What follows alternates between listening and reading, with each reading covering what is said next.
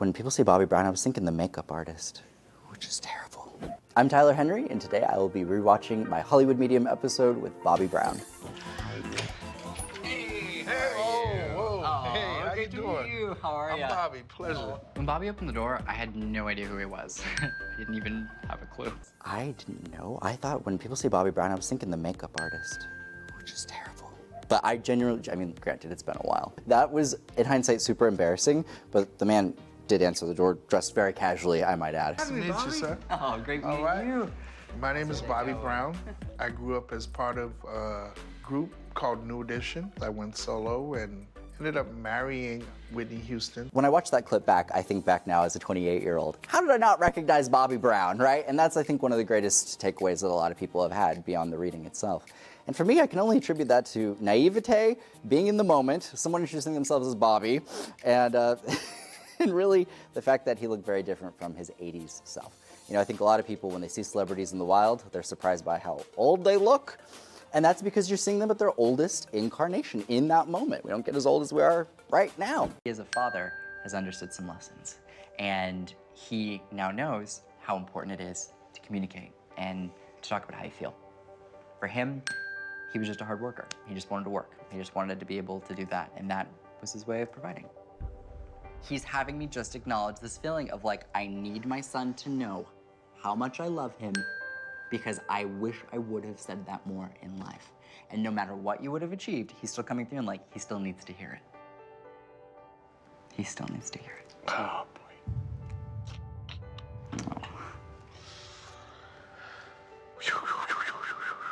It's a lot to take in. When we see a client respond in a reading, I have to kind of be mindful of it, but I can't get immersed in it. I really view my job as a lot like a mailman, so I don't write the letters, I just deliver the message, and can't get too caught up in what's happening in the moment, but equally have to be considerate and mindful of what the person is going through. I have a woman coming through, having me talk about her heart. And this is very clear in the way that this comes through. She's very insistent to acknowledge, no matter how I died, I need them to know the heart. I need them to know the heart. And there's a feeling of having a susceptibility to a heart arrhythmia, and also having a susceptibility just to a heart issue. But I can distinctly tell there are other aspects to this passing.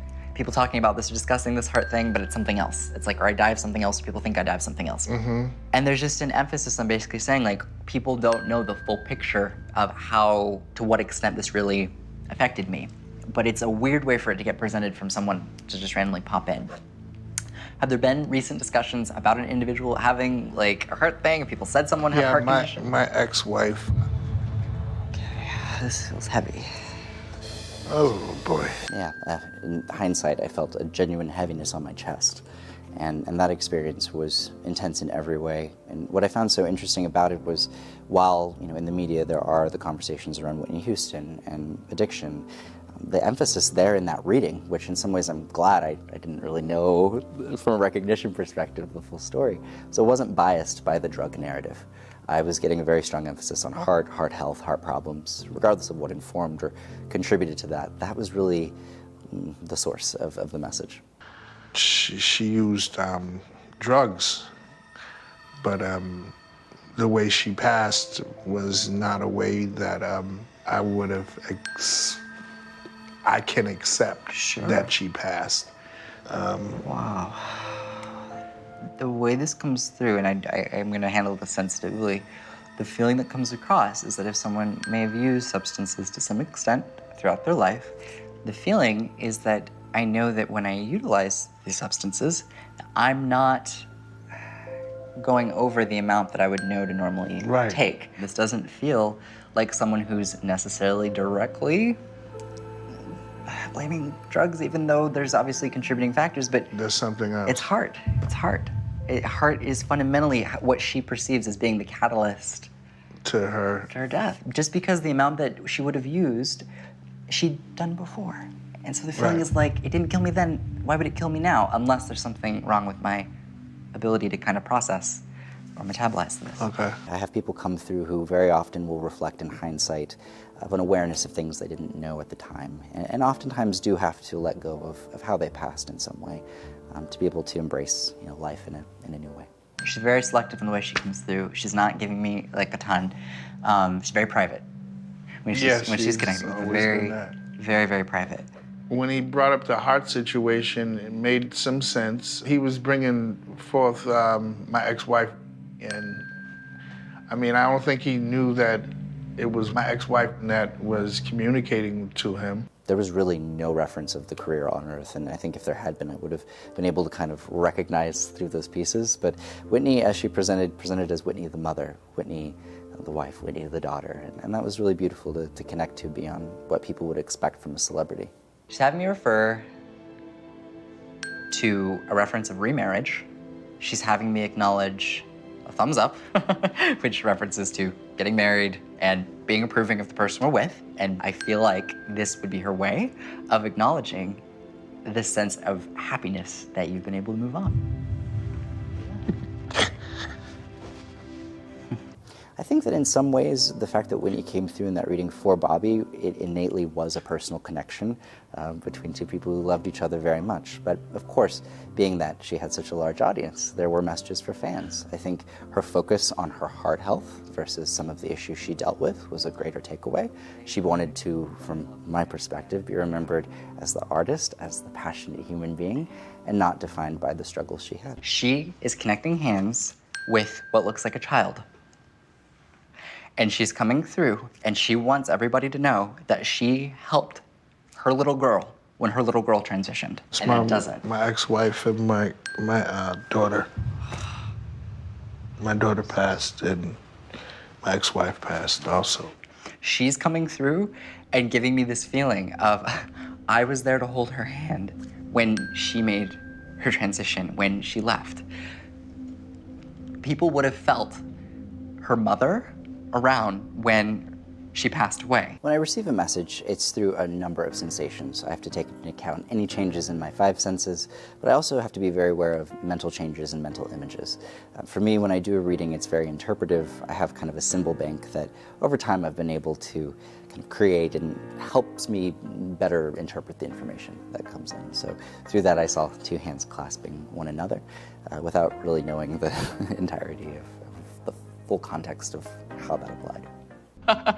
So this is so random, but there's a joke about a Tina Turner impersonation or someone impersonating Tina Turner, and it comes across in a funny way. Remember that I'm saying this. The Tina Turner thing is amazing, because my daughter used to dress up as Tina Turner and run around the house doing all of Tina Turner's dances, and it's just like, wow,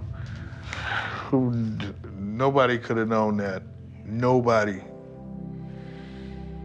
When I think of my reading with Bobbi, I think of the Tina Turner impression. That, for me, was one of the funnier, greater takeaways because it was something so substantive, it was so specific and detailed, and really reflected Bobbi Kristina as a child, that youthfulness, that energy, and the smile it brought to his face is really what it's all about. The feeling that comes through is basically an acknowledgement from this younger female that she knew how much she was loved, that she was told how much she was loved.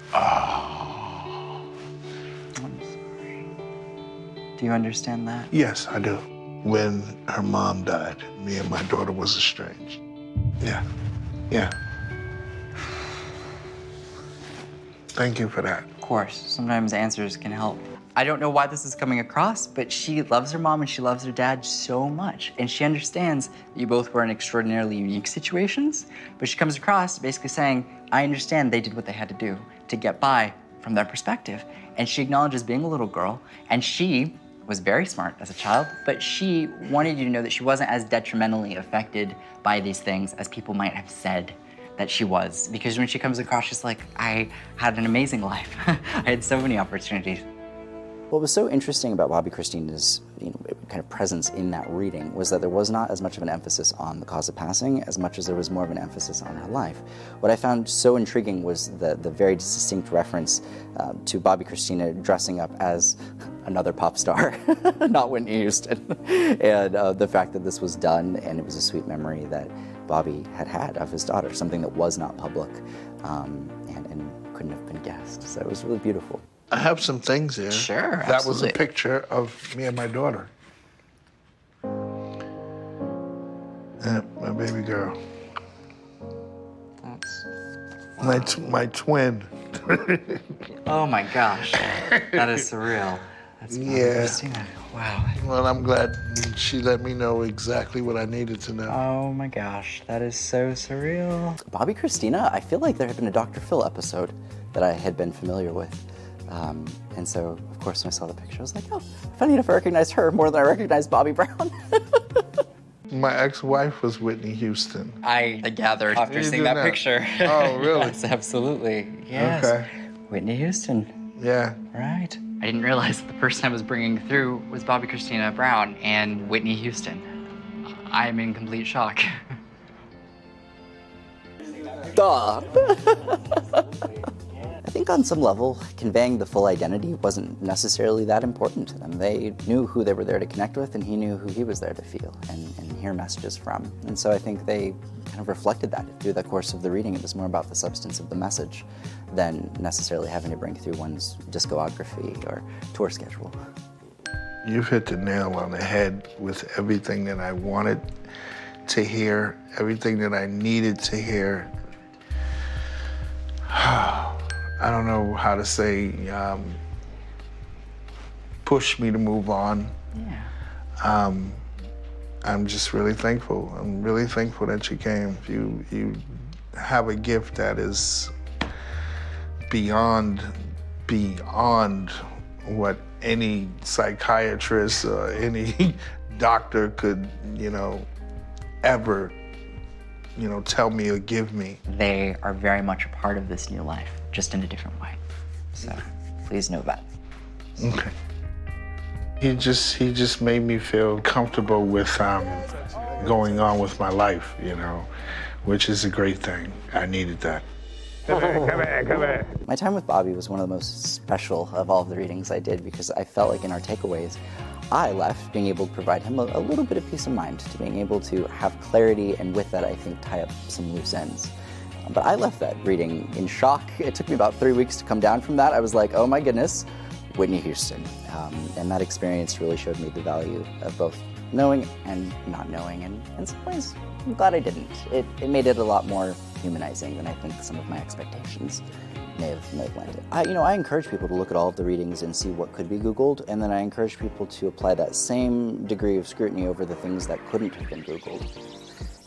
I think if you really look fairly at all of what's came through, being that there are celebrities being read, of course there's public information about them, and of course that information may come through, but it's the things that can't be known, can't be guessed, can't be gleaned, that substantiate a reading, and it is that information that's got me where I'm at in my career, and has gotten me the celebrity repertoire that I have, and with over 600,000 requests for private one-on-one readings. So it's really the things that people take away that only they know between them and the person who's passed that makes the difference.